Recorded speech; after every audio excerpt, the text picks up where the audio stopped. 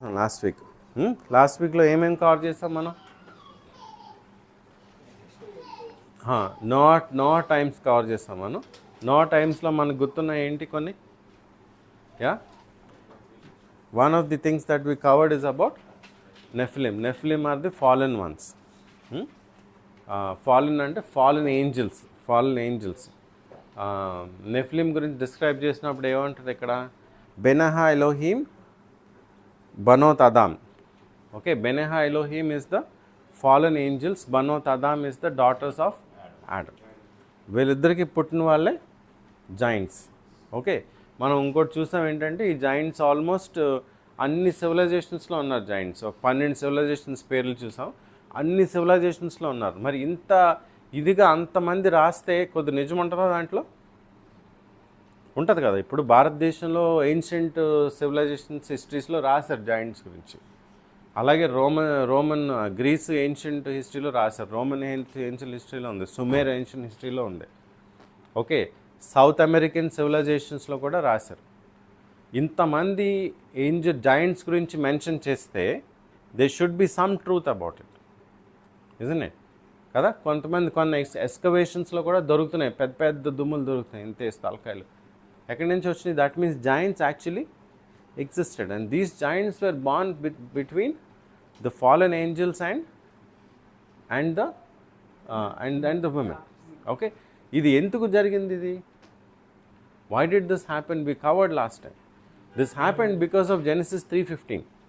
Genesis 3:15 లో దేవుడు ఏం చెప్తాడు? నీ సంతానం నాకు, స్త్రీ సంతానం నాకు. So this guy wanted to corrupt the DNA of man. woman corrupt చేస్తే ఇంకా మొత్తం ఇలా జాయింట్స్ వీళ్ళందరూ వచ్చేస్తే డిఎన్ఏ కరప్ట్ అయిపోతే ఇంకా ప్యూర్ డిఎన్ఏ ఉండదు కదా నీకు, ఇంక స్త్రీ సంతానం ఉండదు. అర్థమైందా? ఆ డిఎన్ఏ కరప్ట్ అయిపోతే ఇంక సంతానం అనేది ఇంక ఎక్కడ వస్తుంది నీకు? So your plan will not succeed. You getting me? That is why God had to pull out నోవాకి అక్కడ పేరేమిచ్చారు? తమీమ్ కదా.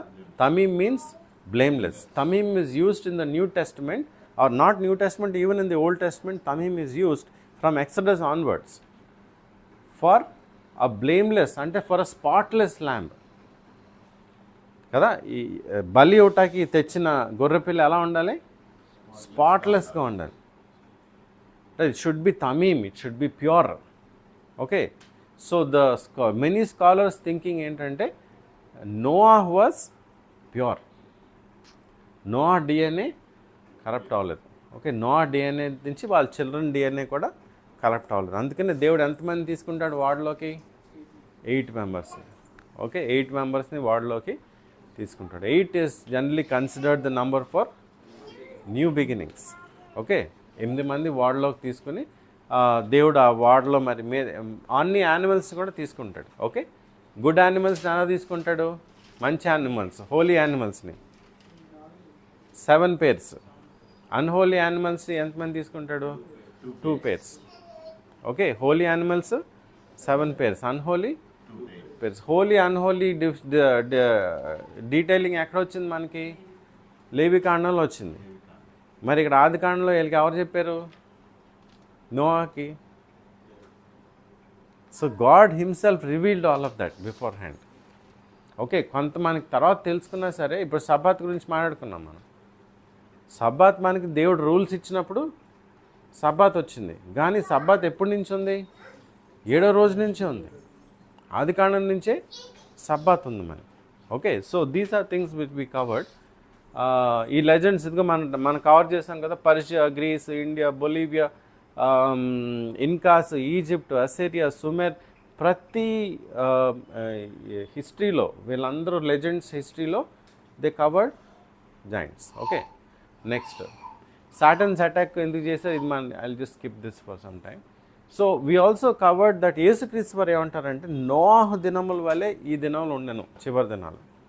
ఓకే, నోవాహు దినముల వల్ల ఎందుకన్నారు? Because they are certain things that we're seeing today these days. ఏం చూస్తున్నాం మనం? నోవాహు దినంలో ఏముంది? దెర్ ఇస్ ఇమ్మారాలిటీ, అంటే జనాలు చాలా దాన్ని రూల్స్ రెగ్యులేషన్స్ లేకుండా బతికారు. Okay, then there is lack of fear of God. There are biological advances, DNA manipulation, violence, deception, ఇవన్నీ కూడా నోవా దినాల్లో ఉన్నాయి. ఈరోజు కూడా ఇవన్నీ మనకు కనిపిస్తున్నాయి. Okay, what we are seeing today is exponential growth of knowledge, computing power, technology, media, natural disasters. మీరు ఏమన్నా చూసారా పేపర్లో? I think you must have read some news last week అనుకుంటా. ఐస్లాండ్లో 1400 earthquakes వచ్చినాయి ఒకసారి. These are things that are happening now. These are things we need to catch very quickly. Why are these things happening? Okay, కొన్ని వందలాది volcanoes కూడా వచ్చేసినాయి అంట Iceland దేశంలో. సో ఇవన్నీ మనం నోట్ చేసుకున్నప్పుడు we should quickly get back to the word to see why are these things happening.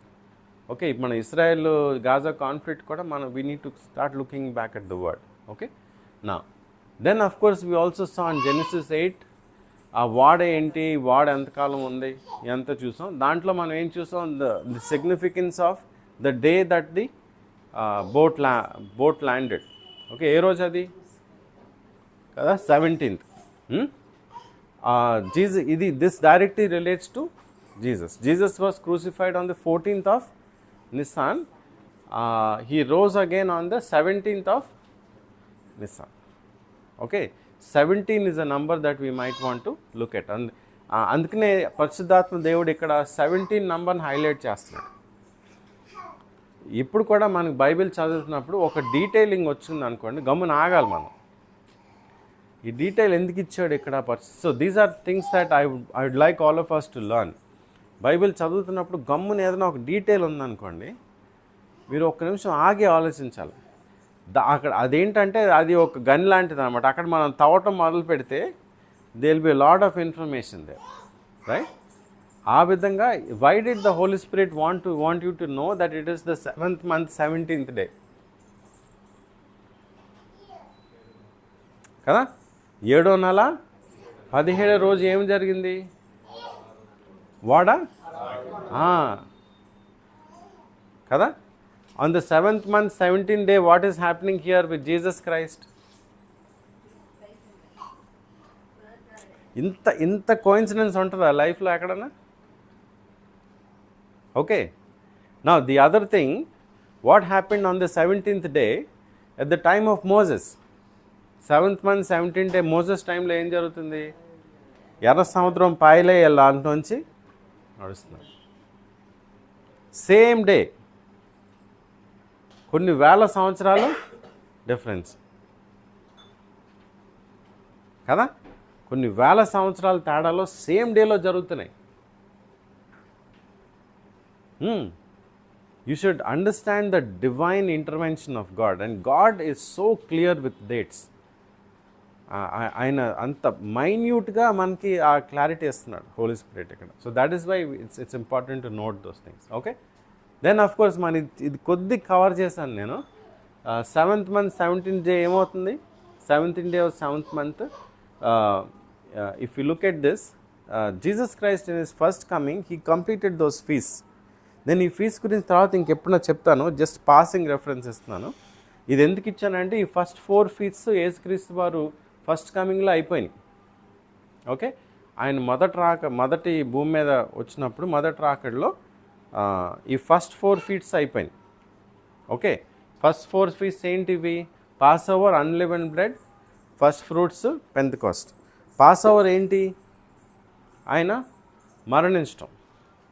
Okay, this is his death. Okay, unleavened bread is his burial. First fruits is his resurrection. అనా? Passover is his death, unleavened bread is burial, this is resurrection. Okay, death, burial, resurrection complete అయిపోయింది. And then you have Pentecost. ఇక్కడ నుంచి 50 దినాల్లో ఏమొస్తుంది? Pentecost వస్తుంది. Okay, now మోషే ఎర్ర సముద్రం దాటాక ఎన్ని దినాలకి సైనాయి పర్వతం దగ్గరికి వెళ్ళాడు? 50 దినాలు. ఓకే, ఎర్ర సముద్రం దాటాక ఎన్ని రోజులకి? సంవత్సరాలు నాన్న తప్పది. ఎన్ని రోజులకి సేనా పర్వతం దగ్గరికి వెళ్ళాడు? 50 days. ఈయన తిరిగి లేచాక ఎన్ని రోజులకి పరిశుద్ధాత్మ దేవుడు వచ్చారు? యూ గెటింగ్ ద సీక్వెన్సింగ్ కదా. కొద్ది స్టన్నింగ్ ఉంటుంది బైబిల్లో మనం ఈ సీక్వెన్సింగ్ చూస్తే. సో ఈ ఫస్ట్ 4 ఫ్రూట్స్ కూడా, ఈ ఫెస్టివల్స్ కూడా మనకి యేసుక్రీస్తు వారి మొదటి రాకడలో అయిపోయినాయి. ఇప్పుడు మనం దేని గురించి వెయిట్ చేస్తున్నాం? ఆయన రెండో రాకడ గురించి వెయిట్ చేస్తున్నాం కదా. రెండో రాకడలో ఏమున్నాయి? Trumpets, day of atonement, tabernacles. ఈ ట్రంపెట్స్ దేన్ని సూచిస్తుందంటే rapture of the church. Day of atonement is second coming, tabernacles is the millennium, 1000 ఏళ్ళ పరిపాలన. ఇవన్నీ కూడా ఇంకా జరగవలసి ఉన్నాయి. This will happen. ఇది ఇంత కరెక్ట్గా జరిగితే ఇవి కూడా జరుగుతాయా? ఇవి తూచా తప్పకుండా రోజులు కూడా తప్పకుండా జరిగినాయి కదా. యేసుక్రీస్తు వారు ఎత్తబడిన ఎన్ని రోజులకి పరిశుద్ధాత్మ దేవుడు వచ్చాడు? 10 daysకి వచ్చాడు. యేసుక్రీస్తు వారు తిరిగి రేసాక ఎన్ని రోజులకి వచ్చాడు? 50 daysకి వచ్చాడు. యేసుక్రీస్తు వారు భూమి మీద ఎంతకాలం ఉన్నారు తిరిగి లేచాక? 40 days. 40 days ఆయన భూమి మీద ఉన్నారు. నెక్స్ట్ 10 రోజులు పోయాక ఏమొచ్చింది? ఆయన వాళ్ళ శిష్యుల మీద పరిశుద్ధాత్మ. యు గెటింగ్ మీ? మోషే ఎర్ర సముద్రం దాటాక ఎన్ని రోజులకి సీనాయి కొండ దగ్గరికి వెళ్ళాడు? 50 రోజులు. సీనాయి కొండ మీద ఎవరితో మాట్లాడుతున్నాడు? ఓకే, యెహోవా దేవుడు మోషేకి ఏమి ఇచ్చాడు? ధర్మశాస్త్రం ఇచ్చాడు. ఓకే, ధర్మశాస్త్రం వెళ్ళినప్పుడు నడిపించింది. పరిశుద్ధాత్మ దేవుడు మనని నడిపిస్తున్నాడు. ఒక యేసుక్రీస్తు వారు ఏమన్నారు? పరిశుద్ధాత్మ మీకు వచ్చును, అప్పుడు ఆయన మిమ్మల్ని సర్వసత్యంలోకి నడిపించు.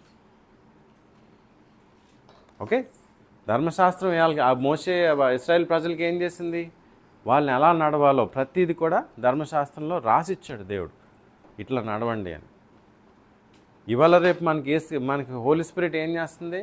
మనకి గైడ్ చేస్తుంది. But of course there is one difference ఏంటి? You should invite the holy spirit willingly to guide you. Holy స్పిరిట్ని మనం ఇన్వైట్ చేస్తేనే మనకి ఆ గైడెన్స్ ఉంటుంది. Otherwise holy spirit will not come like a strict principal వచ్చేయండి అని అంట. Okay, right. నెక్స్ట్ ఇది నేను ముందు చేస్తాను. ఈ అరారత్ కొండ గురించి కూడా చెప్పాను నేను. మీరు మరి ఆ సైట్లోకి వెళ్ళారో తెలీదు. I told you who was doing this research last week. Okay, ఈరోజు మనం ఈ 3 చాప్టర్స్ కవర్ చేస్తాం. చాప్టర్ 9, 10 and 11 కొద్దిగా డ్రైగా ఉంటుంది till we get to Abraham. కొద్దిగా సిలబస్ డ్రైగా ఉంటుంది, but we'll cover 3 of them today. Okay, yes నోహ మరి వాడ తిరిగి వచ్చాక మీరు ఈ 3 చాప్టర్స్ చదివారని నమ్ముతున్నాను కదా. So you keep asking me questions if it's okay. So నోహు వాడలోంచి దిగి రాగానే ఏం చేశాడు? నోహు వాడలోంచి దిగ్గానే ఎంతమంది దిగారు బయటికి? 8 మంది దిగారు. మొత్తం యానిమల్స్ అందరినీ దించేశాడు. దించేశాక అక్కడ ఏం జరిగింది? బలి అర్పించాడు కదా. బలి అర్పించాడు, బలిపీఠం కట్టి బలి అర్పించాడు. ఈ బలి అర్పించడం ఎక్కడ నేర్చుకున్నాడు నోహు?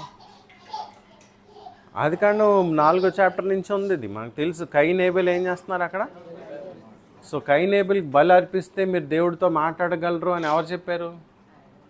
యెహోవా దేవుడే. వాళ్ళకి తెలుసు, వాళ్ళ తల్లిదండ్రులు చెప్పారు, వాళ్ళకి తెలుసు ఇది ఇలా చేయాలి అని.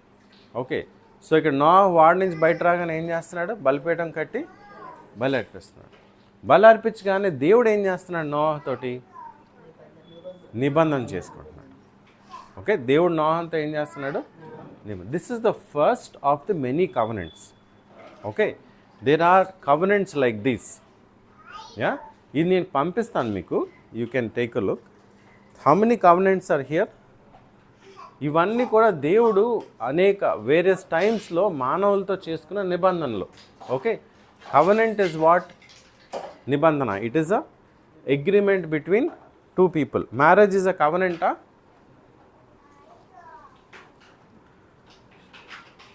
Yes or no? Marriage is a covenant.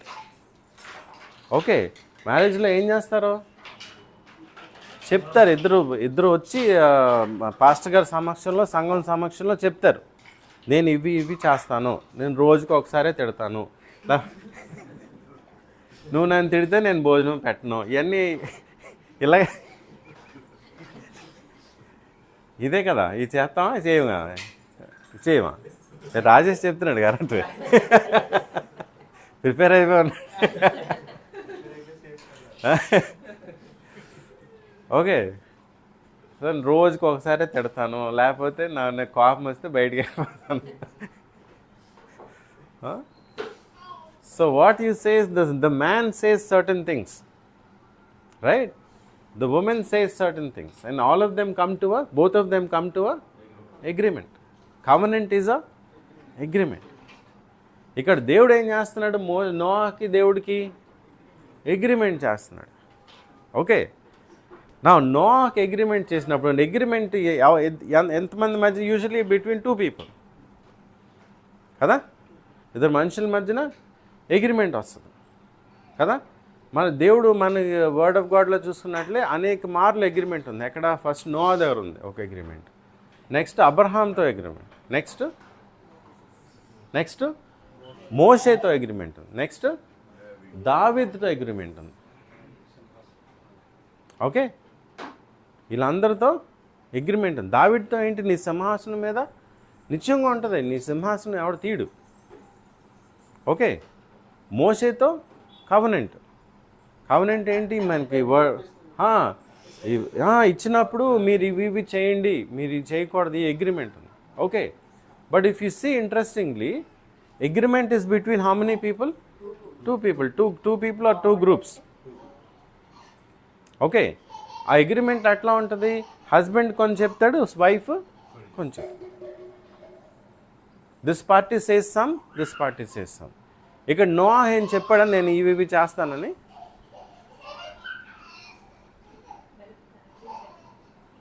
దేవుడే చెప్పాడు. సో నోవాకైనా చెప్పాడు, కమిట్మెంట్ ఇచ్చాడు దేవుడికి? ఏ కమిట్మెంట్ లేదు, ఆయనే కమిట్ చేస్తున్నాడు. నేను ఆదాంకి ఏమైతే కమిట్మెంట్స్ ఇచ్చాడో, ఇప్పుడు జెనిసిస్ 9 chapter చూస్తే అయ్యే కమిట్మెంట్స్ మళ్ళీ నోవాకి ఇస్తున్నాడు. Same. Is Noah saying, I will also do this and this? No. So that is why this is called an unconditional covenant. Okay? This is a unconditional covenant. Right? There is no conditions laid down by గాడే ఇస్తున్నాడు, ఇవన్నీ నేను చేస్తాను. కానీ ఇటుపక్క నుంచి ఎవరన్నా అంటున్నారా? దేవుడు ఏం మన కండిషన్స్ అడగలే, నువ్వు ఇవి చేస్తే నేను దీవిస్తాను. There is nothing, right? So it is an unconditional covenant, without condition. So ఇవన్నీ వేరియస్ కవెనెంట్స్, మీకు ఈ డీటెయిల్స్ పంపిస్తాను, మీరు చూసుకోండి. You have Noah covenant, Abrahamic covenant, Mosaic covenant. Okay, so Noah's is unconditional, Abraham is unconditional, మోసే covenant is conditional. మోసే covenant ఎలా conditional అయింది?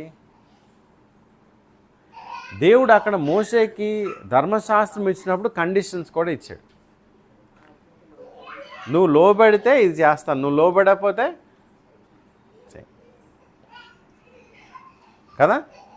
వీళ్ళు చెర ఎందుకు పడ్డపడ్డారు? Disobedient. Okay, so you have unconditional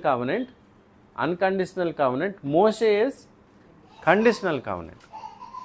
దావీద్ ఏం కవెనెంట్?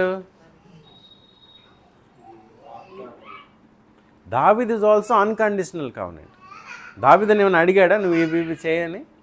అసలు దావీద్ చేసిన కొన్నిటికైతే ఆయన చాలా కోపం వచ్చేయాలి. బట్ దావీద్ కూడా అన్కండిషనల్. దావీద్ is not committing anything from his side, right కదా.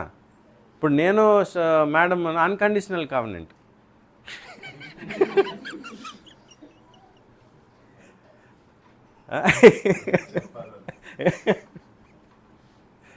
అంటే కండిషన్స్ ఎవడు పెట్టలేదు అన్నది తర్వాత I'm just joking. Okay, right. So it is a conditional covenant, right? Then Davidic covenant is unconditional. దావీదు నువ్వు ఇవి చెయ్యని చెప్పట్లే, నేను నేను దీవిస్తున్నాను అంతే నీ సింహాసనం మీద. It is an everlasting throne, right? The last covenant is అవర్కి Messianic covenant. Okay, Messianic covenant ఏం కవెనెంట్ అది? It's a covenant between whom?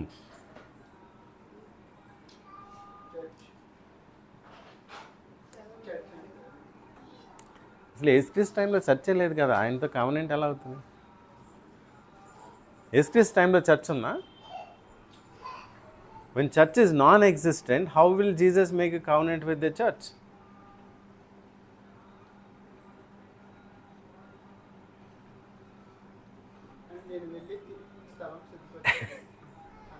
Good. Messianic covenant is an unconditional covenant also with the Jews. Okay, ఒకసారి రోమా 9:4 చదువు.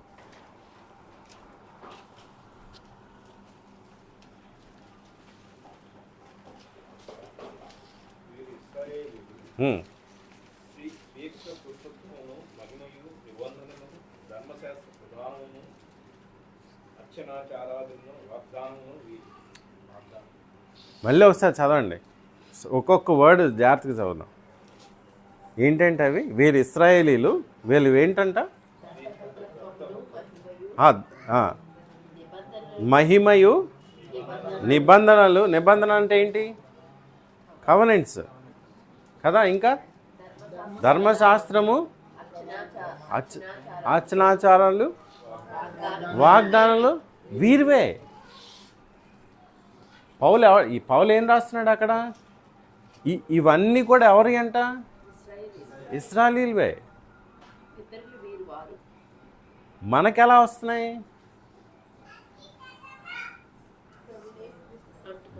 మనం అంటుకట్టబడటం ద్వారా మనకు వస్తున్నాయి. So మీరు రోమిల్ రాసిన పత్రిక 8, 9, 10 మీరు టైం ఉన్నప్పుడు చదువుకోండి. Okay, where Paul explains very clearly what it is to be grafted. అంటుకట్టబడటం అంటే ఏంటి, right? Even the messianic covenant is with Jews only. Okay, I will give you reference. చదవండి, యెర్మియాకు రాసిన పత్రిక 31:31. సారీ, యెర్మియా గ్రంథం పత్రిక కాదు, యెర్మియా గ్రంథం 31:31.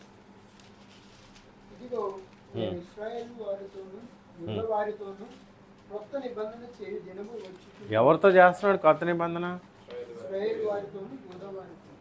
మనతో కాదు.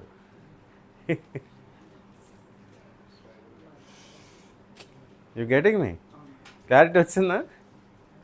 ఎవరితో చేస్తున్నాడు కొత్త నిబంధన? చదవండి ఇంకా డీటెయిల్స్.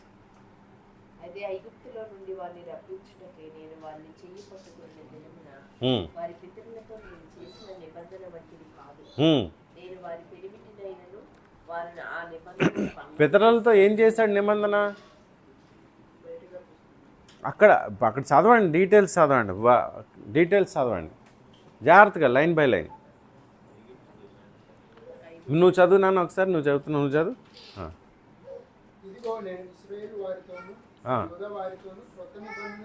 క్రొత్త నిబంధన చేయదు. నెక్స్ట్,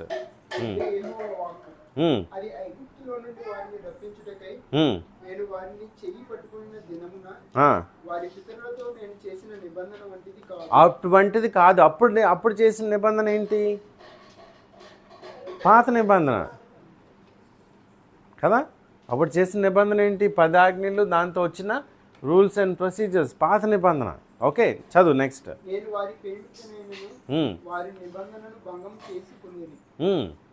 నేను వారు ఎవరు? పెనిమిటినైనను. ఈ క్లారిటీ మీకు ఎంత డీటెయిల్గా ఎక్కడ ఉంటుంది? హోసియా చదువుతూ ఉంటుంది. హోసియాలో ఏం చేస్తాడు? హోసియాకి దేవుడు వెళ్ళి చేసుకోమంటాడు కదా. అక్కడ పెళ్లి చేసుకొని అక్కడ ఏంటి? నేను ఇశ్రాయేలు, ఆయన రిలేషన్షిప్ ఏంటి? Husband and wife. ఇక్కడ ఏం రాస్తున్నాడు? నేను వారి పెనిమిటిని. ఓకే, నెక్స్ట్ చదవండి. ఇదే యెహోవా వాక్కు. ఈ దినములైన తరువాత నేను ఇశ్రాయేలు వారితోను యూదా వారితోను చేయబోవు నిబంధన ఇదే. వారి మనసులలో ధర్మ విధి ఉంచెదను. ఎక్కడ ఉంచేదనంట? మనసులో ధర్మ విధి ఉంచేదను. వాళ్ళు హృదయం మీద నేను రాసేదను. ఈ ఫస్ట్ కవనెంట్ దేని మీద రాశాడు? రాతి పలకల మీద రాశాడు. రెండో న్యూ కవనెంట్ దేని మీద రాస్తున్నాడు? హృదయం మీద. ఎలా రాయగలరు? Because of the holy spirit. Okay, చదువు నెక్స్ట్. దేవుడు వాడి దేవుడినై ఉండను, వారు నాకు. ఇది ఎవరితో చేస్తున్నాడు ఈ కవనెంట్? యోధవులతోనే చేస్తున్నాడు. Even Jesus Christ messianic covenant is also with the Jews కదా. నూతన నిబంధన కూడా ఎవరితో చేస్తున్నాడు? యూదులతోనే. మనకి ఎలాగ ఆపాదించబడుతుంది అది? గ్రాఫ్టింగ్ ద్వారా, అంటుగట్టడం ద్వారా మనకి. ఇప్పుడు అర్థమైంది ఇజ్రాయెల్ దేశం ఎందుకు అంత ఇంపార్టెంట్. మా ఫ్రెండ్స్ గ్రూప్ అవుతుంటుంది, దాంట్లో నేను యూజువల్గా వారు జరిగేది అన్నీ పోస్ట్ చేస్తున్నాను. అయితే గమ్మున ఒక ఫ్రెండ్ దాంట్లో రాశాడనమాట.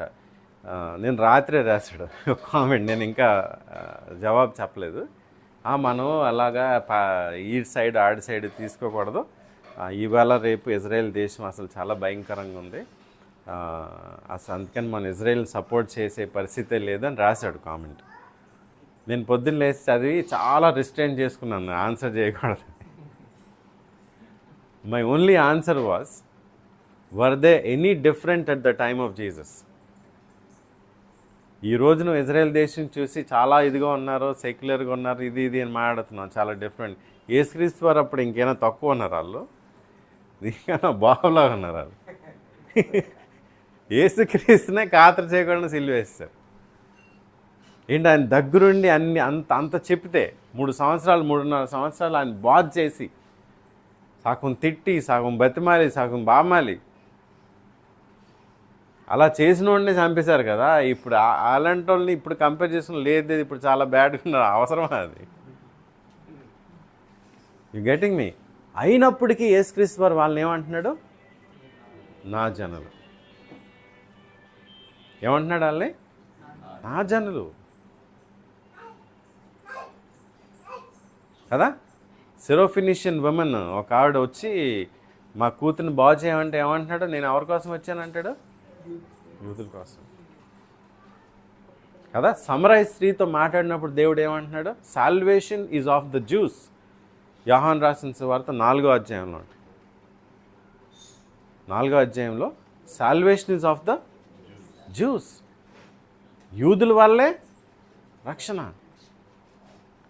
అప్పుడు యూదులు ఎలాంటి వాళ్ళు? ఇంకా కొన్ని నెలల్లో సంవత్సరాల్లోనూ ఆయన్నే సిలివేసేస్తారు. వాళ్ళు ఆయన్నే సిలివేసేస్తారు. ఆయన ఏమంటున్నాడు అక్కడ? Salvation is of the Jews. If we say anything about the Jews, we are probably culpable of disowning the Bible, large part of the Bible. బైబిల్స్కే అగెన్స్ట్కి వెళ్ళిపోయిన వాళ్ళు అయిపోతాం. మనం చాలా జాగ్రత్తగా ఉండాలి. ఈ కవనెంట్స్ చూసినప్పుడు, ఈ కవనెంట్స్ ఎవరితో చేస్తున్నాడు దేవుడు? అందరూ ఇశ్రాయేలీలతోటే, వాళ్ళతో చేస్తున్నాడు కవనెంట్. మనము నమ్మకంలోకి వచ్చిన ద్వారా, సిరోఫినిషియన్ విమెన్ యేసుక్రీస్తు వారికి వచ్చినప్పుడు ఏమంటుంది తను? కింద పడిపోయినాయి అన్న మేము తింటాం కదా, మేము కుక్కలు అనుకోండి మీరు, పర్లేదు, నా కూతురికి బాగాలేదు, కుక్కలు పడిపోయినాయి కూడా తింటాయి కదా అంటే దేవుడు ఏమంటాడు? నీ మనం విశ్వాసంతో కృప ద్వారా రక్షించబడి, విశ్వాసంతో కృప ద్వారా వీఆర్ గ్రాఫ్టెడ్ ఇన్, అంటుగట్టబడ్డాం. ఆ మొక్కదే, ఆ మొక్కలోంచి మనం గ్రాఫ్ట్ చేయబడ్డాం. That is how we get the blessing. So these are the covenants. Okay, ఇది మీ డీటెయిల్స్ పంపిస్తాను చూసుకుని, చాలా డీటెయిల్ ఉంది దీంట్లో. You can see, you can talk about references to type of covenant, to duration of covenant, to symbol of covenants. ప్రతి కవనెంట్కి ఒక symbol. Okay, మోషేతో కవనెంట్ చేసుకున్నప్పుడు సింబల్ ఏమి ఇచ్చాడు దేవుడు? ఇంద్రధనుస్సు ఇచ్చాడు. ఓకే, సారీ, నేను మోషేనో బాగా కన్ఫ్యూజ్ అవుతున్నాను. ఓకే, నోవాతో కవనెంట్ చేసినప్పుడు ఏం చేశాడు? ఇంద్రధనుస్సు ఇచ్చాడు. అబ్రహాంతో చేసినప్పుడు ఏమి ఇచ్చాడు? సున్నతి. Symbol of covenant with Abraham is సున్నతి. మోషేతో చేసుకున్నప్పుడు సబ్బాత్. ఓకే, దావీద్తో చేసుకున్నప్పుడు యేసుక్రీస్తు డైరెక్షన్ ఇచ్చాడు. ఓకే, మెస్సియానిక్ కవనెంట్ ఏంటి? Bread and wine. The symbol of messianic covenant is bread and wine. So when you are taking bread and wine, and when we do Shabbat, I will explain those things. When you are taking blood and wine, you are actually getting into a covenant with God, right? So details unta meer tarvata chadukondi. Okay, now post flood some changes happened. Okay, post flood ఏమేమి జరిగింది భూమి మీద changes? Flood అయిపోయిన తర్వాత భూమి మీద కొన్ని changes వచ్చినాయి. ఏంటి? థర్మల్ బ్లాంకెట్ వెళ్ళిపోయింది. థర్మల్ బ్లాంకెట్ ఏంటిది? భూమి మీద కొంత ఎక్స్టెంట్ వరకు ఏమి ఉండదని చెప్పాను నేను. Water. Because God separated water from water. Okay, thermal blanket ఉంది, అది వెళ్ళిపోయింది. దాని తర్వాత is the end of universal climate. నోహ దినం వరకు ఏ క్లైమేట్ ఉండేది? యూనివర్సల్ క్లైమేట్ ఉండేది. ప్రపంచంలో నువ్వు ఆస్ట్రేలియాలో ఉన్నా ఎక్కడున్నా సరే ఒకే క్లైమేట్ ఉండేది.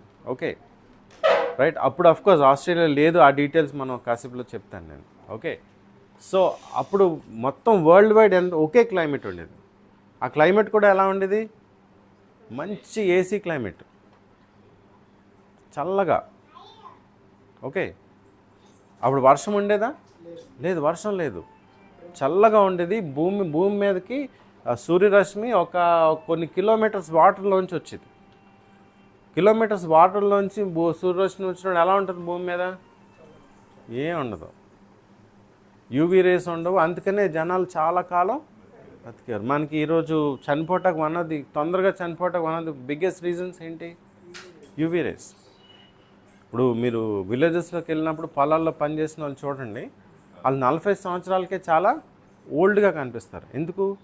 పొలంలో ఎక్కువ పని చేస్తారు కాబట్టి స్కిన్, బాడీ అంతా కూడా యూవీ రేస్ వల్ల డ్యామేజ్ అయిపోతుంది బాగా.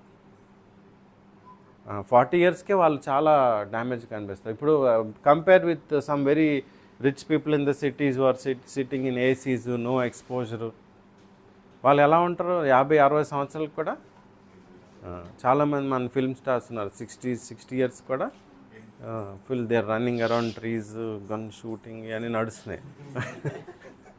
ఓకే, 60 ఇయర్స్ కూడా, ఇది 65 ఇయర్స్ కొంతమందికి నాకు తెలుసు.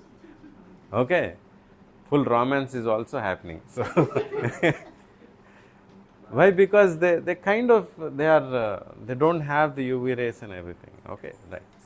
సో అది అట్మాస్ఫిరిక్ ప్రెషర్ మారిపోయింది. ఓకే, ఫిజిక్స్ తెలిసిన వాళ్ళు what happens when the atmospheric pressure changes ఇది మీరు చదువుకోండి. డీటెయిల్ కావాల్సి నన్ను అడగండి, నేను మీకు నోట్స్లు పంపిస్తాను. ఓకే, అట్మాస్ఫిరిక్ ప్రెషర్ చేంజ్ అయింది. దానివల్ల is the height of a man affected, అది చదువుకోండి. Okay, atmospheric pressure is directly related to the BP.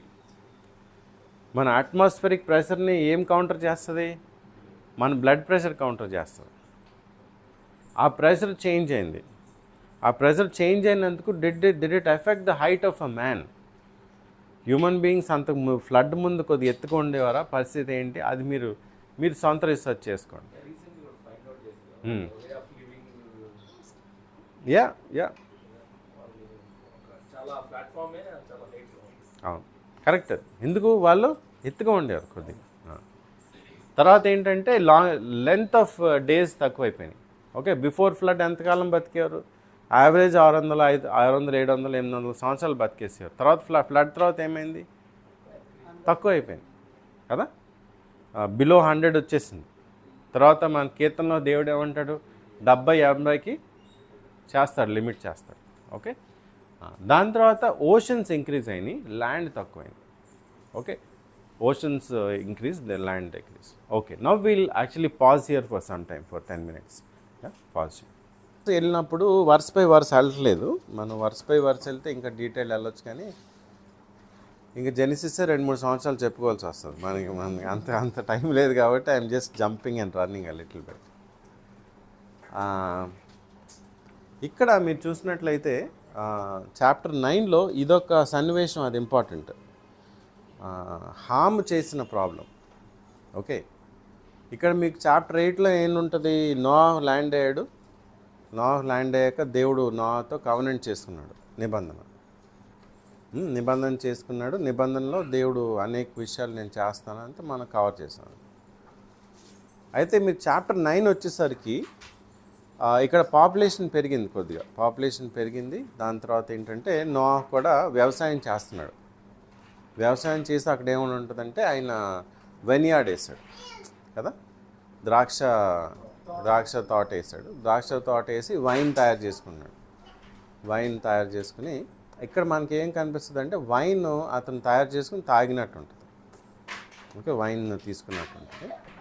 ఒకటి మనం అర్థం చేసుకోవాలంటే బిబ్లికల్ టైమ్స్లో వైన్ అని ఉంటే అది వైనే, గ్రేప్ జ్యూస్ కాదు.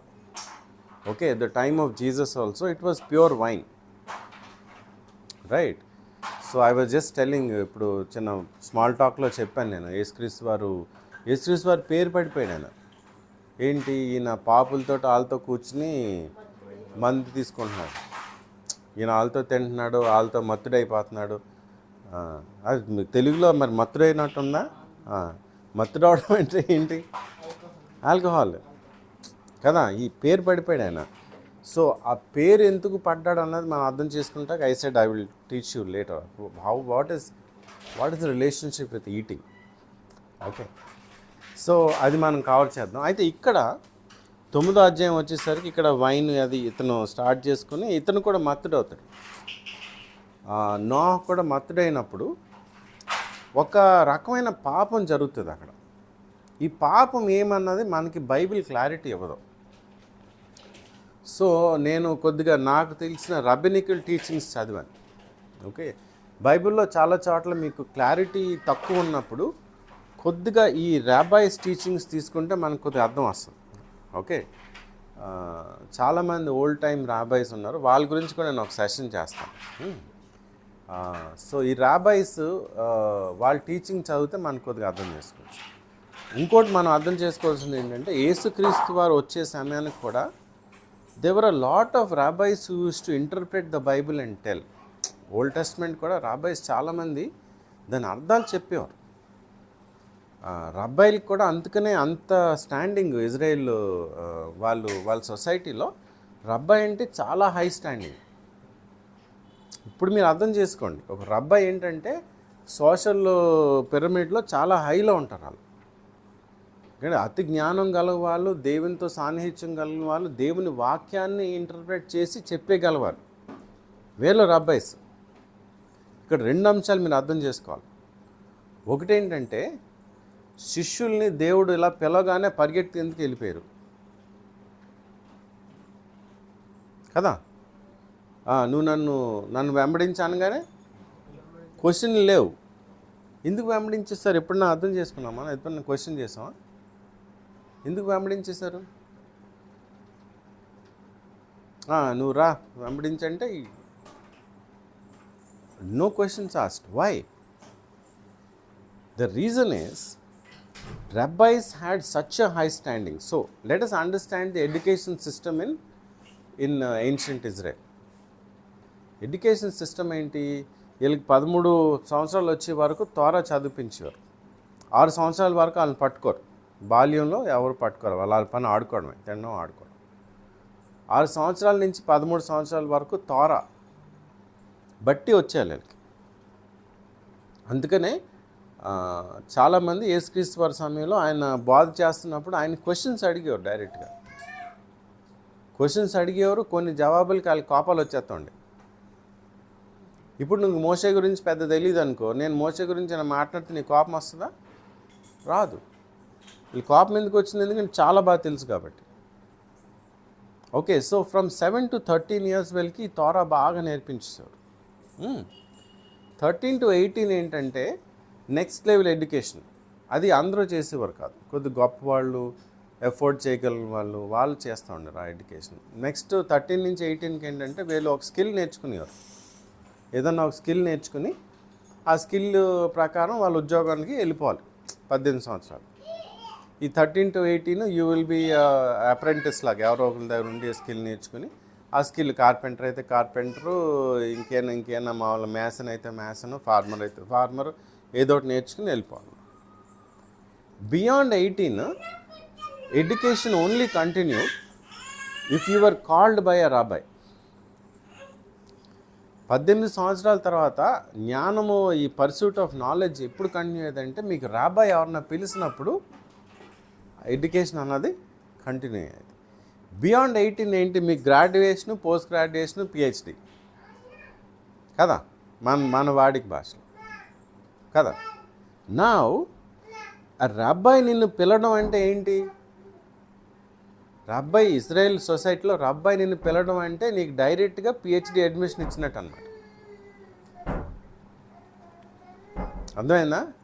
నువ్వు రా నన్ను ఫాలో అంటే నీకు డైరెక్ట్గా పిహెచ్డి ఇస్తున్నాను దా అంటే ఎలాగుంటుంది వాళ్ళకి?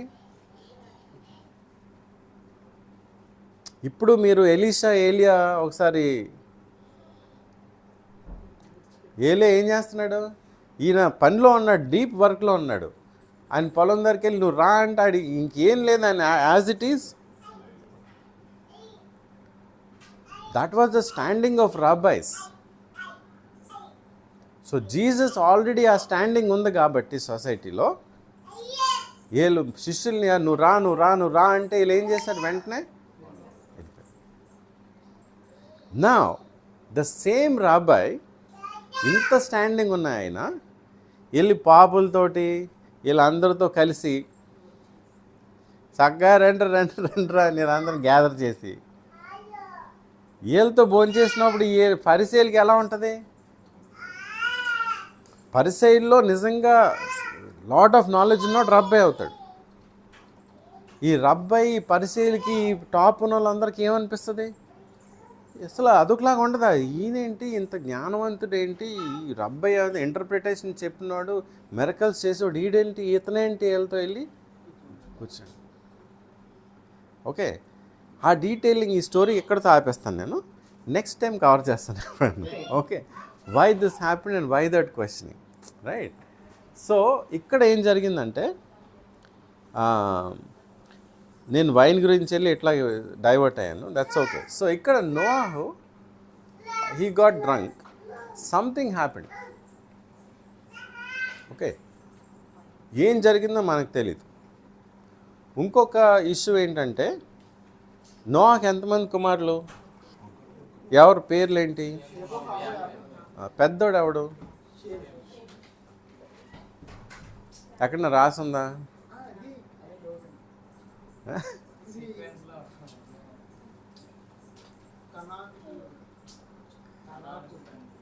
కానాని తన తండ్రి హాము, కానాని తండ్రి హాము. షేము, హాము, జాపెత్లో పెద్దోడెవడు? మేడం ర్యాపేత్ అంటున్నారు.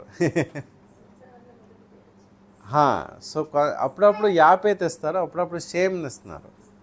ఓకే, కొంతమంది రాబాయిస్ థింకింగ్ అంటే హామ్ అంటారు వాళ్ళు. కొంతమంది రాబెనికల్ థింకింగ్ ఏంటంటే హామ్ యాక్చువల్లీ ఇక్కడ చేసిన పాపాన్ని బట్టి హామ్ లూజ్ చేసుకున్నాడు. ఓకే, మీకు ఇలా లూజింగ్ ఎక్కడ కనిపిస్తుంది? మళ్ళీ పాపం చేసి జ్యేష్ఠత్వాన్ని పోగొట్టుకుని ఎక్కడ కనిపిస్తుంది? రూబెన్, ఏసావు దగ్గర కూడా కనిపిస్తుంది, కానీ వాళ్ళు పాపం చేయలేదు, ఏసావు దానికి ఆయన ఇచ్చేసాడు. సో కొంత రాబినికల్ థింకింగ్ ఏంటంటే ప్రాబబ్లీ హామ్ ఏమో అని, కానీ lot of research they are caught between Shem and Japheth. కొంతమంది షేమ్ అంటారు, కొంతమంది యాపెత్ అంటారు. ఓకే, షేమ్ని ఎందుకు పెడతారంటే shame was the righteous man. వీళ్ళు ముగ్గురులో రైచియస్గా ఉన్నది ఎవరు? షేమ్.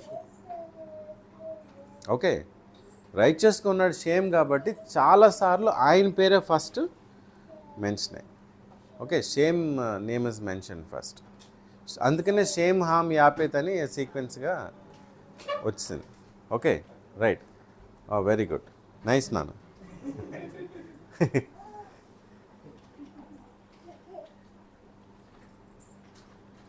ఇదేంటి కదలట్లేదు అది,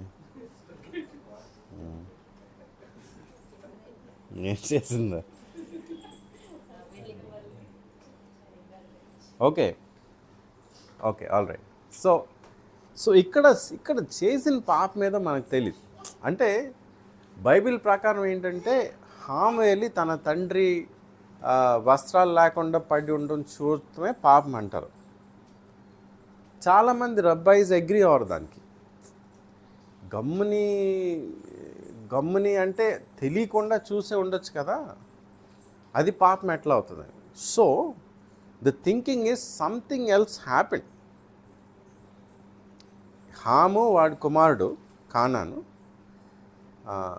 వీళ్ళిద్దరూ కలిపి లేకపోతే కానాను అయినా కానాను వల్ల హాముని కూడా తిట్టినట్టు ఉంటుంది అక్కడ. ఓకే, ఎందుకంటే హామ్కి ఎంతమంది కుమారులు? కనీసం 4 ఉంటారు పేరు అక్కడ. Okay, let's see here. హామ్కి ఎంతమంది? 3. 4 హామ్కి. ఓకే, ఈ 4లో ఎవడు పెద్దోడో మనకు తెలియదు. చాలామంది థింకింగ్ ఏంటంటే యాక్చువల్లీ వీడే పెద్దోడని. ఓకే, సో ఇక్కడ జరిగింది ఏంటంటే నోవాకి, కానాన్కి, హామ్కి వీళ్ళకే తెలుసు.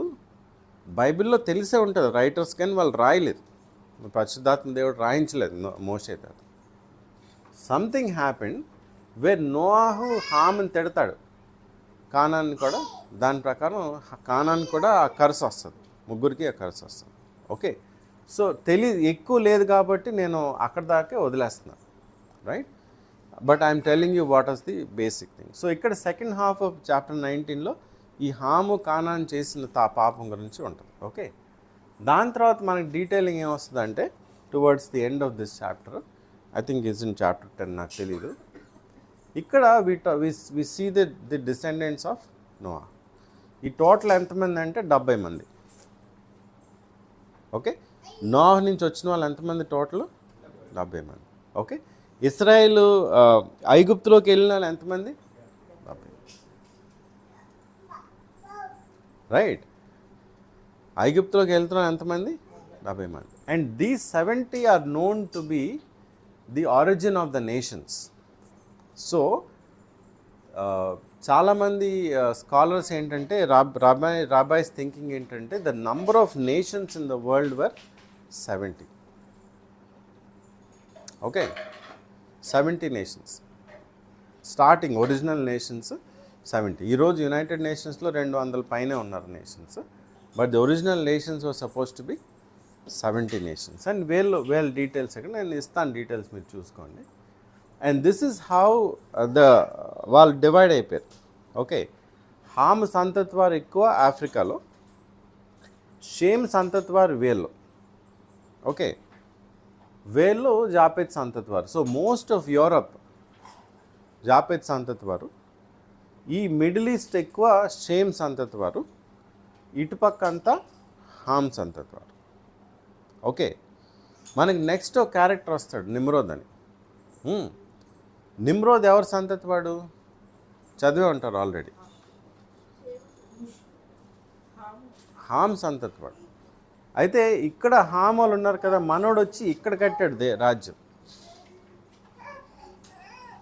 హామ్ సంతతి వాడే కానీ వచ్చి ఇక్కడ రాజ్యం కట్టాడు. ఎలా కట్టాడు అంటే వచ్చాడు.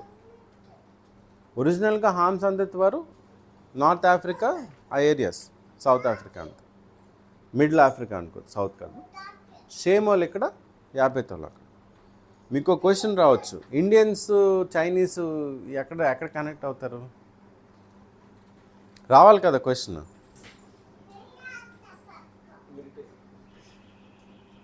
జాపెత, షేమ, హామ. అది మీరు రీసెర్చ్ చేసుకోండి. క్వశ్చన్ రావాలి మరి, రావద్దా? సో నా ఆలోచన ప్రకారం లార్జ్లీ షేమ్కి కనెక్ట్ అయిన వాళ్ళు. ఓకే, సో ఇవాళ మరి లేటెస్ట్ డిఎన్ఏ రీసెర్చ్ కూడా వాళ్ళు ఏం చెప్తారంటే starting of all DNAs comes from 3 people అని చెప్తారు. ఇది చదువుకోండి, గూగుల్ చేసుకుంటే డిఎన్ఏ రీసెర్చ్లో ఆల్ డిఎన్ఏస్ మనం వెనక్కి కనెక్ట్ చేసుకుంటే ఎంతమంది కనెక్ట్ అవుతాయంట? 3 people around the world. All the DNAs will connect to 3 people. How many people here? 3 people. Okay, same harmony apple. So ఇక్కడ మనకి మనోడు ఎంటర్ అవుతాడు.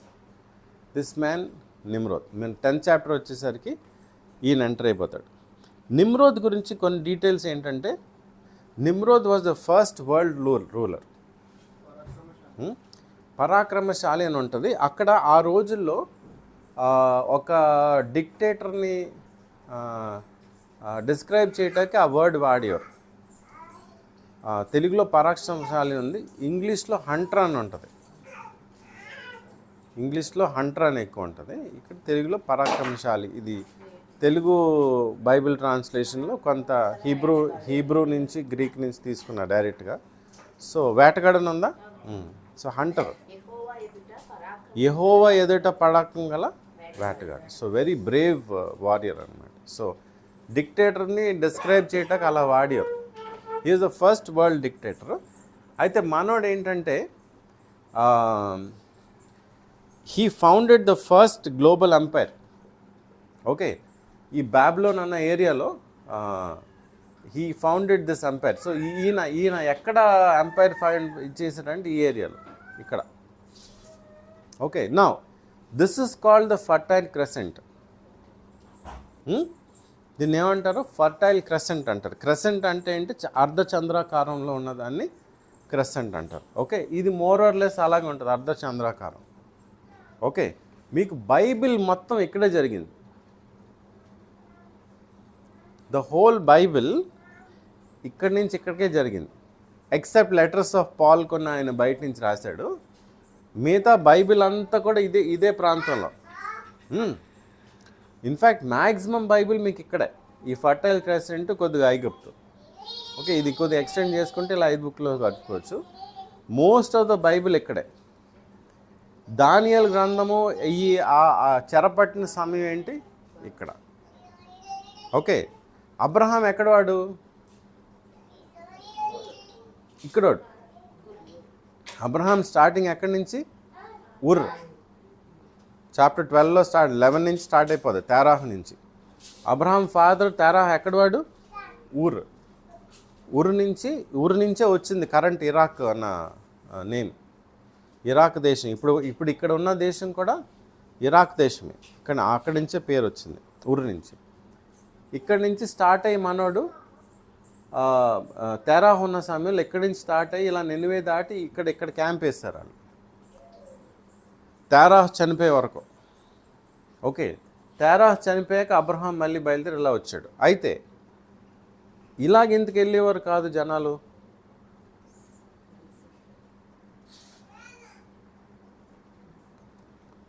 ట్రావెల్ అంతా ఇలాగే ఉండేది. పూర్వకాలం ఇలాగ ఉండేది కాదు. ఎందుకంటే అప్పుడు ధనం ఏంటి మనుషులకి? పశువులు. వాటికి ఏం కావాలి? నీరు, గడ్డి కావాలి కదా, నీరు, వెజిటేషన్ కావాలి. మనుషులకు కూడా ఉంటాకి ఇవన్నీ ఇంపార్టెంట్. సో ఇలాగ వెళ్తే అవి దొరుకుతాయా? దొరకవు. కనుక మనుషులు ట్రావెల్ అంతా ఇలాగే ఉండేది. ఈ యూఫ్రటీస్ నదిగా పైకి వెళ్ళిపోవడం, ఇటు యార్దాన్ నది పట్టుకుని కింద దిగిపోవడం. అర్థమైందా? So that is the fertile crescent. The entire Bible is based there only. Okay, నా నిమ్రోద్ అన్నవాడు ఇక్కడ స్టార్ట్ చేశాడు ఈ ఏరియాలో. ఏంటి? తన kingdom building. And one of the cities that Nimrod built is Nineveh. Nineveh గురించి బైబిల్లో చాలా చోట్ల ఉంటుంది. ఎక్కడెక్కడ ఉంటుంది? యోనా దగ్గర, చాలా ప్రైమరీ యోనా దగ్గర ఉంటుంది. ఇంకా మిగతా చోట్ల కదా నినువా రెఫరెన్సెస్ ఉంటాయి బైబిల్లో, ఒక 4-5 ప్లేసెస్లో. ఇంకా ఎక్కువ ఉంటాయేమో నాకు తెలీదు. సో నినువా రెఫరెన్సెస్ ఉంటాయి. నినవా రిమైన్స్ ఈ రోజుకి కూడా ఉన్నాయి. ఓకే, ఇరాక్లో మోసూల్ అన్న సిటీ దగ్గర నినవా ఇంకా అవశేషాలు ఉన్నాయి. ఓకే, ఆ సిటీ బౌండరీ వాల్స్ కానీ అన్నీ ఉన్నాయి. సో ఆ నినవాని కూడా స్టార్ట్ చేసింది ఎవరు? నిమ్రోద్. ఓకే, నిమ్రోద్ కట్టిన సిటీస్లో నినవా ఒకటి.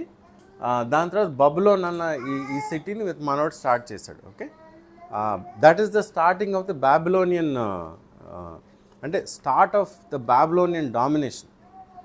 బాబిలోనియన్ ఎంపైర్ చాలా తర్వాత వచ్చింది, కానీ అసూర్లు కానీ బాబిలోన్ కానీ their roots are with Nimrod. Okay, the one other thing that we need to know about Nimrod is started many pagan practices. అంటే పేగన్ని మనం తెలుగులో ఏమంటాం? Lot of what I would say evil ప్రాక్టీసెస్కి నాంది నిమ్రోదే. ఈవిల్ ప్రాక్టీసెస్ నాంది నేను మీకు అసైన్మెంట్లో పంపిస్తాను. I will also probably teach you next time. నేను ఆ స్లైడ్ తీసేశాను. Lot of pagan practices. So కొన్ని అప్పుడు ఉన్నాయి, ఇప్పుడు కూడా ఉన్నాయి. కొన్ని ప్రాక్టీసెస్ గురించి చెప్తాను నేను. ఓకే, మీరు సర్ప్రైజ్ అవుతారు కానీ రాసుకోండి.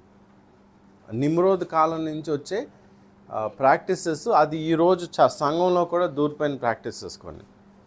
Okay, first practice Christmas tree. Okay, Christmas tree. Second practice Lent.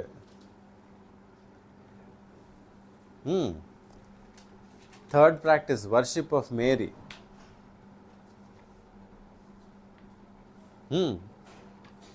Fourth Easter, the name Easter. ఇవన్నీ కూడా నిమ్రోద్ దగ్గర ఉన్న సమయంలో అక్కడ కొన్ని రిలీజియన్స్ వాళ్ళు స్టార్ట్ చేశారు. ఓకే, ఆ రిలీజియస్ నుంచి వచ్చిన ప్రాక్టీసెస్ ఇవేం జరిగినాయి అంటే 4th centuryలో కాన్స్టాంటినోపుల్ టైంలో ఎప్పుడైతే క్రైస్తవులకి యూదులకి ఇతర మతస్థులకి సంధి కుదిర్చాడు కాన్స్టాంటినోపుల్, ఆ ప్రాసెస్లో ఇవన్నీ కూడా చర్చిలోకి వచ్చేసినాయి. తర్వాత Sunday, worship of Sunday service. దాని తర్వాత early morning service. Early morning ఎప్పుడు? ఈస్టర్ సండే ఎర్లీ మార్నింగ్ వెళ్ళిపోయి గ్రేవ్స్ దగ్గర చేస్తారు service. That also has a connection to Nimrod and Babylonian traditions, right? ఇక్కడ చిన్నపిల్లలు అందరూ ఉన్నారు కాబట్టి నేను ఆ ట్రెడిషన్ డీటెయిల్స్ చెప్పట్లేదు. స్లైడ్ కూడా అందుకని తీస్తాను నేను. ఎందుకు తీసానంటే some of that was very evil traditions. చిన్నపిల్లల మధ్యన మనం యాక్చువల్లీ చెప్పుకోలేము కొన్ని అన్నమాట. ఆ ఈవిల్ ట్రెడిషన్స్ నుంచి వచ్చినాయే సమ్ ఆఫ్ దీస్ ప్రాక్టీసెస్. ఇవేం జరిగినాయి అంటే క్రమేపీ ఈ కాన్స్టాంటినోపుల్ టైంలోనూ దాని తర్వాత ఫ్యూ ఇయర్స్ ఇక్కడ అక్కడ దే ఎంటర్డ్ ద చర్చ్. ఇప్పుడు యూదుడు ఏ రోజు ఆరాధిస్తాడు దేవుడిని? సబ్బాత్. సండే ఎందుకు జరిగింది అది? ఈ కాన్స్టాంటినోపుల్ టైంలో వాళ్ళని సంధికి తెచ్చాడు ఆయన. అర్థమైందా? వాళ్ళని క్రైస్తవులకి యూదులకి కొద్దిగా రిఫ్ట్ ఏర్పడింది. స్టార్టింగ్లో పెద్ద రిఫ్ట్ ఉండేది కాదు. ఓకే, సన్హెడ్రన్కి వీళ్ళకి పడేది కాదు. ఎవరికి? క్రైస్తవులకి. యేసుక్రీస్తు వాళ్ళ శిష్యులకి సన్హెడ్రన్కి పడేది కాదు. తర్వాత యేసుక్రీస్తు క్రైస్తవులకి యూదులకి కొంత పడేది కాదు. కానీ వీళ్ళందరూ ఒకే దగ్గర ఉండేవారు. అంత ఫైట్ లేదు. ఫైట్ ఎక్కడ వచ్చింది? 70 ADలో టైటస్ వెస్పేసియన్, ఓకే, ఫ్లావియస్ వెస్పేసియన్ కొడుకు టైటస్ వెస్పేసియన్ యెరూషలేంను చుట్టుముట్టించి యెరూషలేంని ఆయన కాంకర్ చేస్తాడు. ఓకే, 70 ADలో యెరూషలేం కాంకర్ చేసినప్పుడు ఆ యెరూషలేంని భయంకరంగా ధ్వంసం చేస్తారు. ఇది ప్రాఫెసీ ఫుల్ఫిల్మెంట్. ఎవరిచ్చారు ఈ ప్రాఫెసీ? మాథ్యూ 24లో యేసుక్రీస్తు ఇస్తారు ఈ ప్రాఫెసీ. ఏమిస్తాడు? శిష్యులు టెంపుల్ని చూసి యేసుక్రీస్తు వారి దగ్గర శిష్యులు పొగుడుతారు, చూసావా ఎంత బాగుందో అని కదా. మీరు ప్రతిరోజు కోకటపల్లి సెంట్రల్ని ఒకరోజు అలా ఒక బిల్డింగ్ చూసి ఏం కట్టాడరా అంటారు కదా. అప్పుడప్పుడు వస్తుంది నోట్లోంచి సడన్గా దాన్ని చూసి. ప్రతిరోజు ఆ బిల్డింగ్ చూసినా ఒకరోజు. సో సేమ్ కామెంట్ శిష్యులు యేసుక్రీస్తు వారు చేస్తారు. ఒకరోజు వీళ్ళు ఆ కొండ దిగి ఒలివ్ కొండ దగ్గరకు వస్తున్నప్పుడు యేసుక్రీస్తు వారి దగ్గర వీళ్ళు కామెంట్ చేస్తారు, చూడండి ఎంత బాగా కట్టాడు చూసారా ఏ రోజని. అప్పుడు వెంటనే యేసుక్రీస్తు వారు ఆ కామెంట్ని యూజ్ చేసుకుని ఏమంటాడు, రాతి మీద రాయ. అది ఎక్కడ ఫుల్ఫిల్ అయింది? టైటస్ వెస్పేసియన్ అని ఇతను ఫ్లావియస్ వెస్పేసియన్ కొడుకు యోధాని అతను లోపరుచుకున్నప్పుడు, వశపరిచినప్పుడు, కాంకర్ చేసినప్పుడు మొత్తం యెరూషలేంని కాంకర్ చేస్తూ ఆ ప్రాసెస్లో మొత్తం టెంపుల్ని తీసేస్తారు. ఓకే, టెంపుల్ మొత్తం రాయి మీద రాయి లేకుండా తీసేస్తాడు టెంపుల్ని. రైట్. ఆ టైంలో క్రైస్తవుడు అనుకున్నాడు ఒక్కడు కూడా సావలేదు. అప్పటికే యెరూషలేం జనాభా కొన్ని లక్షల్లో ఉంది. అయితే ఆ లక్షల జనాభాలో చాలామంది చచ్చిపోయారు, లక్షల్లో చచ్చిపోయారు. టైటస్ వెస్పేసియన్ యెరూషలేంని కాంకర్ చేసినప్పుడు లక్షలో చచ్చిపోయారు. క్రైస్తవుడు అన్నవాడు ఒక్కడు కూడా సావలేదు. అప్పుడు ఎందుకు సావలేదు? ఈ ప్రాఫెసీ ఏదైతే యేసుక్రీస్తు వారు ఇచ్చారో ఆ ప్రాఫెసీని, నువ్వు యెరూషలేం చుట్టూ సైన్యాలు ఉన్నప్పుడు జాగ్రత్త పడు, వెళ్ళిపో అని యేసుక్రీస్తు వారు మత్త 24లో ప్రాఫెసీ ఏదైతే ఉందో ఆ ప్రాఫెసీ చూసుకుని వీళ్ళందరూ పారిపోయారు అక్కడి నుంచి. వీళ్ళందరూ కూడా పారిపోయారు, వీళ్ళు ఎవడు సావలేదు. ఓకే, క్రైస్తవుడు అన్నాడు ఎవరు చచ్చిపోయారు? యూదులుగా ఉన్న వాళ్ళే ఎక్కువ మంది చనిపోయారు. సో వీళ్ళు పారిపోయారు, వీళ్ళు యూదులే, మ్యాక్సిమం యూదులే. వీళ్ళు కూడా మిగతా దేశాలు కొంతమంది, వీళ్ళు మ్యాక్సిమం యూదులే. అప్పుడు ఏంటంటే క్రైస్తవులు ఈ ఇన్సిడెంట్ చేద్దాక జరిగిపోయాక క్రైస్తవులు అన్నవారికి యూదులు అన్నవారికి ఫైట్ వచ్చింది. మీరు ఉండి మాతో పాటు ఫైట్ చేయలేదు, మీరు ముందు పారిపోయారు. అప్పటి నుంచి రిఫ్ట్ ఇంక్రీజ్ అయిపోయింది. నెక్స్ట్ ఫ్యూ సెంచరీస్ బాగా ఇంక్రీజ్ అయిపోయింది. అందుకనే యూదుల్ని చంపేయడము, ఎక్స్ట్రా ఈ క్రిస్టియన్స్, దాని తర్వాత lot of histories there. I don't get into Bible history, but we can talk some other time. So short స్టోరీని బాగా తగ్గిస్తే ఏంటంటే, బై ద 4th century క్రైస్తవులు చాలామంది అయిపోయారు, ఇటుపక్క యూదులు ఉన్నారు, ఇటుపక్క అన్యులు ఉన్నారు. ఈ మొత్తం ఈ ఎంపైర్లో ఈ ఫైట్ ఎక్కువ నడుస్తుంది, రిలీజియస్ ఫైట్. ఈ రిలీజియస్ ఫైట్ని కామ్ చేయటానికి కాన్స్టాంటినోపుల్ ఏం చేశాడంటే ఇలా అందరినీ పెట్టి కూర్చోబెట్టి ఒక అగ్రిమెంట్కి వచ్చాడు, మీకు హోలీడే ఏంటి అది ఇది. అలాగా అక్కడ హోలీడే ఎక్కడ మార్చారు? సండేకి మార్చారు. ఓకే, సండే ఎక్కడ ఒరిజిన్? బాబిలోన్లో origin. Okay, so lot of this evil practices also came of in to the church. So ఈరోజు మనం తెలియక పెట్టుకుని ఇవన్నీ కూడా, అలాగని నెక్స్ట్ క్రిస్మస్కి ట్రీ పెట్టద్దు అంటలేదు నేను. కాదంటే తెలుసుకోవడం మంచిది. ఓకే, శాంటాక్లాజ్ ప్రాక్టీస్ అది ఎక్కడి నుంచి వచ్చింది మీ అందరికీ తెలిసే ఉంటుంది. శాంటా గురించి రీసెర్చ్ చాలా రీసెంట్ ప్రాక్టీస్. అది శాంటాక్లాజ్ ముందు నుంచి ఉన్నారా? లేరు, చాలా రీసెంట్, ఫ్యూ 100 years నుంచి అది పాపులర్ మార్కెటింగ్ గిమిక్. అది శాంటాక్లాజ్ని పెద్ద ఇది చేస్తారు, ఆ క్రిస్మస్ ట్రీని చేస్తారు. అలాగే లెంట్ 40 days ఫాస్ట్. బైబిల్ ఎక్కడ 40 days యేసుక్రీస్తు వారు ఉన్నారు, బట్ ఈ 40 days లెంట్ అన్న practice it is actually a Babylonian practice. Okay, అక్కడ 40 days ఆ ప్రాక్టీస్లో ఏమరిగిందని తర్వాత ఎప్పుడన్నా నేను చెప్తాను మీకు డీటెయిల్స్. ఓకే, సో ఇవన్నీ కూడా నిమ్రోద్ టైంలో ఇంట్రడ్యూస్ అయింది అన్నమాట. Okay, right. సో నిమ్రోద్ స్థాపించిన ఇవేంటంటే బాబిలోను, అసిరియా, ఈ రెండు కూడా నిమ్రోద్ ఈ రోజుకి కూడా ఉన్నాయి. ఓకే, ఈ రోజుకి కూడా ఉన్నాయి. ఈ రోజుకి కూడా దమాస్కస్ ఆఫ్ కోర్స్ నిమ్రోద్ చేసింది కాదు, నినివా మాత్రం నిమ్రోద్ కట్టించాడు. చాలా కాలం ఉంది, ఈ రోజు కూడా అవశేషాలు ఉన్నాయి. Okay, right. So towards the end of chapter 10 we come to this person, Peleg. Okay, 10:25 చదవండి. జెనిసిస్ 10:25, 10:25. ఎబెరుకు ఇద్దరు కుమారులు పుట్టిరి. ఎబ్బేరుకి ఎంతమంది కుమారులు? ఇద్దరు. వారిలో ఒకని పేరు పెలెగు. ఒక దారిలో ఒకరి పేరు పెలెగంట. ఏలయనగా అతని దినములలో భూమి దేశములుగా విభాగింపబడింది. ఆయన దినముల్లో ఏం జరిగింది? భూమి. ఇంగ్లీష్లో చదువుదామా? Two sons were born. One was named Peleg. One was named Peleg.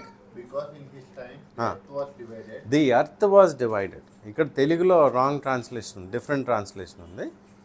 దేశములుగా ఉంది, కానీ ఇక్కడ ఇంగ్లీష్లో ఉంది ఎర్త్ వాజ్ డివైడెడ్.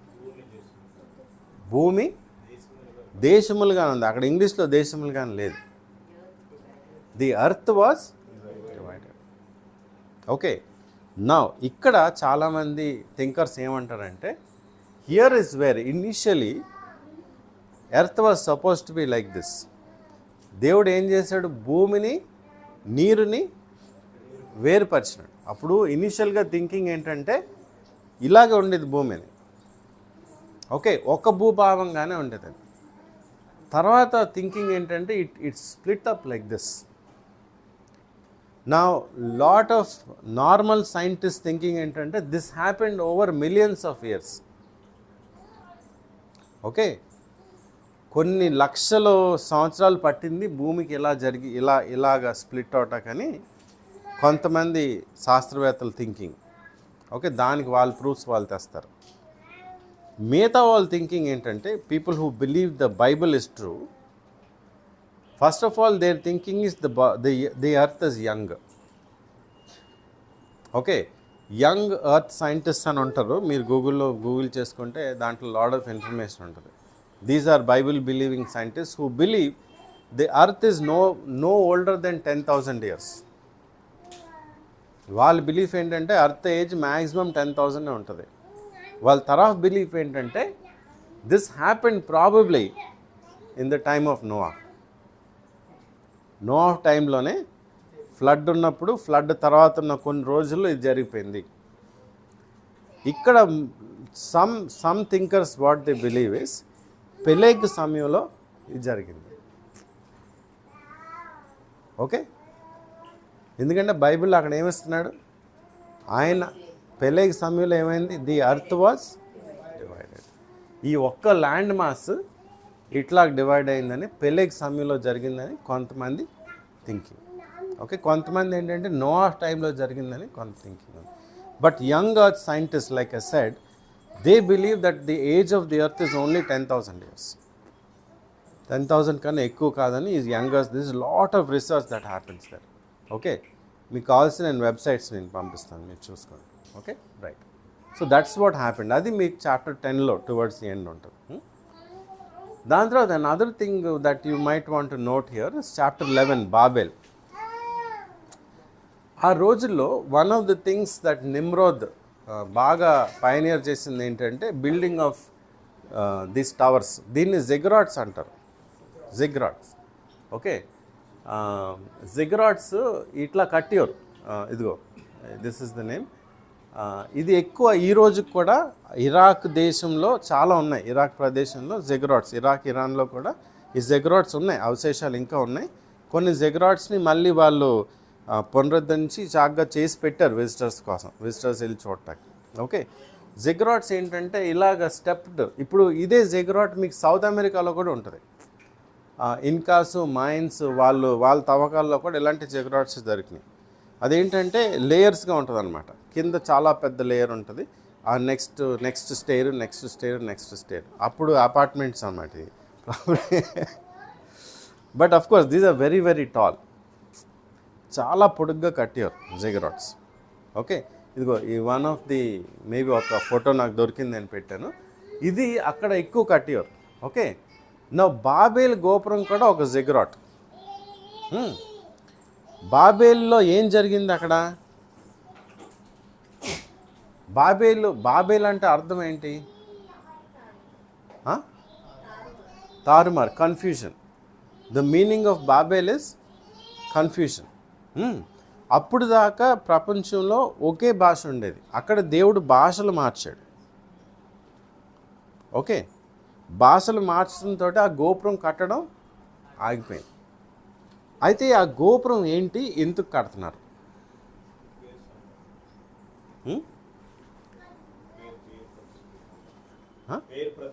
పేరు ప్రతిష్టకి ఒక థాట్, అది పేరు ప్రతిష్ట కూడా కట్టొచ్చు.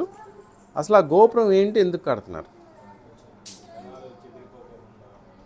సో కొంత థింకింగ్ ఏంటంటే it can be a scientific observatory అని ఒక కొంత థింకింగ్ ఉంది. ఏంటంటే బాగా టాల్ వెళ్తే అక్కడి నుంచి ఇప్పుడు వీళ్ళు నిమ్రోదు బాబేల్ గోత్రం కట్టినప్పుడు ఆయన ఉద్దేశం ఏంటి? అక్కడ ఏముంది? దేవుడిని అందుకోవాలని. చదవండి అక్కడ.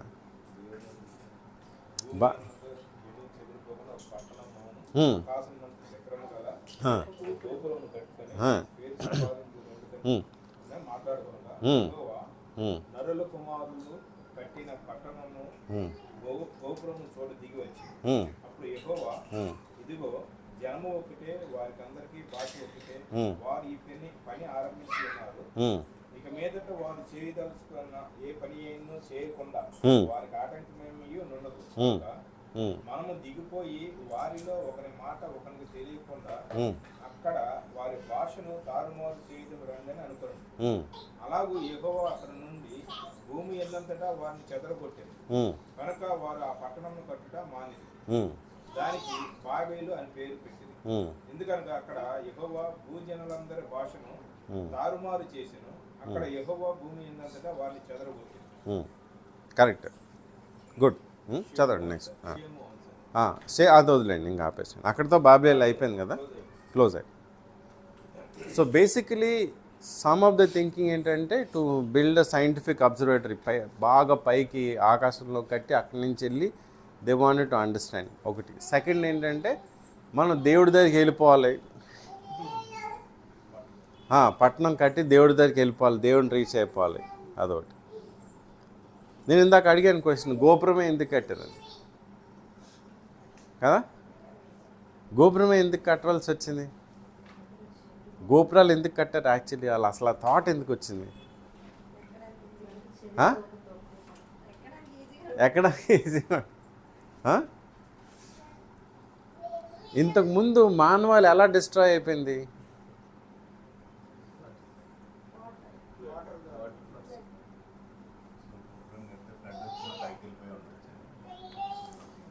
అని నేను పాపం చేస్తున్నాను, నేను కరెక్ట్ చేసుకుందాం అని లేదు అక్కడ. నేను నా ఇష్టం వచ్చినట్టు చేస్తాను, గమ్ము నేను మళ్ళీ ఫ్లడ్ పంపిస్తే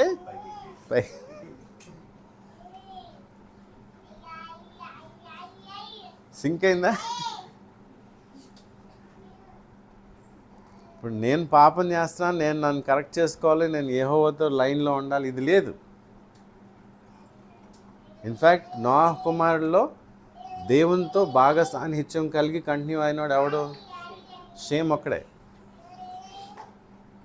షేము వంశీయుల నుంచే అబ్రహాం నుంచే ఇజ్రాయెల్ కదా.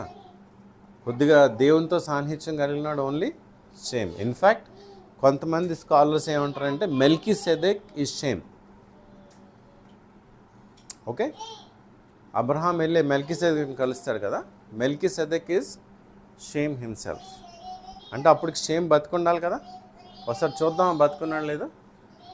ఒకసారి చూడండి, Abraham ఎక్కడొచ్చాడు?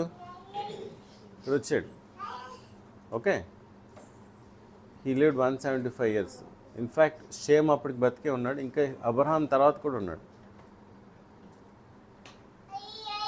Okay, if you see here, Shem was 100 years ఇక్కడ. అబ్రహాం ఇక్కడ వచ్చాడు. అబ్రహాం 145 సంవత్సరాలు ఉన్నాడు. షేమ్ ఎంతకాలం ఉన్నాడు? 600 years. Shem would have met Abraham, would have met Shem. Okay, so కొంతమంది స్కాలర్స్ థింకింగ్ ఏంటంటే మెల్కీసెదెక్ వాజ్ షేమ్. మెల్కీసెదెక్ ఎవరు? షాలేం రాజు అని ఉంటుంది అక్కడ. ఆ షాలేం ప్రాంతంలో, షాలేం ఏ ప్రాంతం? యెరూషలేం ప్రాంతమే. షాలెం ప్రాంతంలో దానికి రాజును యాజకుడును. మెల్కీసెదెక్ ఒక స్పెషాలిటీ ఏంటంటే ఆయన రాజు యాజకుడు. ఓకే, యేసుక్రీస్తు రాజు యాజకుడు. దీని తర్వాత మన ఎవరికి వచ్చిందా ఆ బిరుదు రాజు యాజకుడు? ఆయన తర్వాత రాజును యాజకుడు ఈ బిరుదు ఎవరికి వచ్చింది?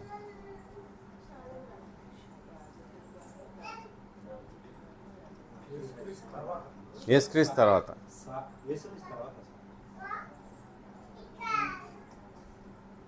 యేసుక్రీస్తు తర్వాత రాజు యాజకుడు ఈ బిరుదు ఎవరికి ఇచ్చారు? కరెక్ట్. ఆ వర్స్ ఏంటి పౌలు వాడేది? రాజులైన యాజకం. Okay, Melchizedek, Jesus, church. ఇదే లైన్, రాజులైన యాజకం. Okay, so same probably could have been Melchizedek అని అంటారు. ఓకే, నా ఇక్కడితో మనకి ఈ ప్రీ హిస్టరీ అయిపోద్ది. నోవాహు, దాని తర్వాత నోవాహు తర్వాత కొంత హిస్టరీ, బాబిలోను, నిమ్రోద్, ఈ హిస్టరీ అయిపోద్ది. నిన్నువ దాంట్లో మనం కవర్ చేస్తాం. నిమ్రోద్, బాబేలు ఇవన్నీ కవర్ అయిపోతాయి. ఓకే, ఇంకా డీటెయిలింగ్ మీరు చదువుకోండి. If you have questions send them to me. I'm happy to discuss. We can have coffee table discussions ఎక్కడన్నా. ఓకే, కూర్చుని అక్కడ ఎక్కువ వస్తుంది మనకి. ఇంకా ఇలా ఫార్మల్ చాటింగ్ కన్నా ఇన్ఫార్మల్లో చాలా వస్తుంది మనకి. ఓకే, మీరు చదువుకుని నేను చెప్పాను కదా మీకు, go in to the detailing. అసలు డీటెయిలింగ్ అంటే గమ్మున మీకు ఏమన్నా చిన్నది ఆఫ్ అనిపిస్తే స్టార్ట్ క్వశ్చనింగ్. పరిశుద్ధాత్మ దేవుడు అసలు ఇక్కడ ఎందుకు పెట్టాడు ఈ డీటెయిలింగ్ అని ఆ క్వశ్చన్ చేసుకున్నప్పుడు అక్కడ మీకు బంగారు గనులు దొరుకుతాయి. Okay, that is where a lot of hidden treasures are there, right? అలా చేసుకుంటే తెలుసు. నా దిస్ క్లోజెస్ ప్రీ హిస్టరీ. ఇక్కడి నుంచి we move into Terah. 11 చివరికి వచ్చేసరికి తేరాహు వచ్చేస్తాడు. తేరాహు నుంచి we get into Abraham. ఇది ఊర్ అన్న ప్రాంతం ఇది. ఓకే, ఇది ఒక ప్రాబ్లీ ఇక్కడి నుంచి అబ్రహాం వచ్చాడు. ఓకే, ఊర్ అన్న ప్రాంతం నుంచి అబ్రహాం వచ్చాడు. ఇవి మీకు ఏన్షియంట్ జిగరాట్స్. బాబేల్ గోపురం కూడా ఇలాగే ఈ రోజుకి కూడా ఉన్నాయి. ఇవి వీటిని శిథిలావస్థ నుంచి కొన్ని బాగు చేసి పెట్టారు. ఈ రోజు కూడా ఉన్నాయి. ఇవన్నీ ఇప్పుడు ఉన్న ఫొటోస్ ఇవన్నీ. ఓకే, సో ఈ ఊరన్న ప్రాంతం నుంచి మనోడు స్టార్ట్ అయ్యాడు, Abraham and his father, right? So ఈ డిస్కషన్ మనం నెక్స్ట్ వీక్ నుంచి స్టార్ట్ చేద్దాం, లైఫ్ ఆఫ్ అబ్రహాం. సో అబ్రహాంని ప్రాబ్లీ 2 సెషన్స్లో కవర్ చేస్తాను. Then we will cover Isaac, then Jacob, Joseph. ఇవి ప్రాబ్లీ 1-2 సెషన్స్లో కంప్లీట్ చేస్తాను. మామూలుగా చెప్పాలంటే ఒక్కొక్కరికి ఒక 10-20 సెషన్స్ చెప్పొచ్చు, కానీ బోరింగ్ అయిపోతుంది. అంత డెప్త్ అవసరం లేదు మనకి స్టార్టింగ్లో. తర్వాత ఇస్తాను మీకు డెప్త్ కావాల్సిన, రైట్? అంటే నేను అంటున్నాను కానీ నాకు తెలీదు. నేను అబ్రహాం 5 సెషన్లు చెప్తానేమో నాకు తెలీదు. Let us see. But my plan is to cover this for 2 or 3 sessions and close. But let's see. దేవుని నడిపింపట్టే వెళ్దాం. కంగారు ఏం లేదు, నాకు లేదు మీకు లేదు కంగారు. సో అట్లా వెళ్దాం. Okay, right? Any questions you can ask me. ఇదిగోండి, ఇది రీసెంట్గా US సోల్జర్స్ ఒక రీకన్స్ట్రక్ట్ చేసిన దాని మీద వెళ్తున్నా. చూడు ఎంత పెద్దగా ఉందో. అది ఫస్ట్ ఫ్లోర్, ఫస్ట్ లెవెల్. అక్కడి నుంచి అనేకమైన లెవెల్స్, ఆల్మోస్ట్ క్లౌడ్స్ దగ్గరికి వెళ్ళిపోయారు వాళ్ళు. అందుకనే బాబేల్ గోపురం అంత పెద్దగా ఉండేది. చూడండి, ఫస్ట్ లెవెల్ అంత ఎత్తుంది. అది ఫస్ట్ ఫ్లోర్, అది ఆల్మోస్ట్ ఫస్ట్ లెవెల్ అండి. ఆ తర్వాత లేవు, అంటే పడిపోయినాయి ఓవర్ పీరియడ్ ఆఫ్ టైం. దీన్ని మళ్ళీ రీకన్స్ట్రక్ట్ చేసుకున్నారు అదే ప్రదేశంలో. ఇప్పుడు మనకి కొన్ని శిథిలావస్థ వచ్చిన టెంపుల్స్ అన్ని కన్స్ట్రక్ట్ చేస్తారు కదా, అట్లా చేశారు. సో ఇది మనకి 2 days అని రాశాను, but this can be next time session. Okay, చలో, any questions let me no.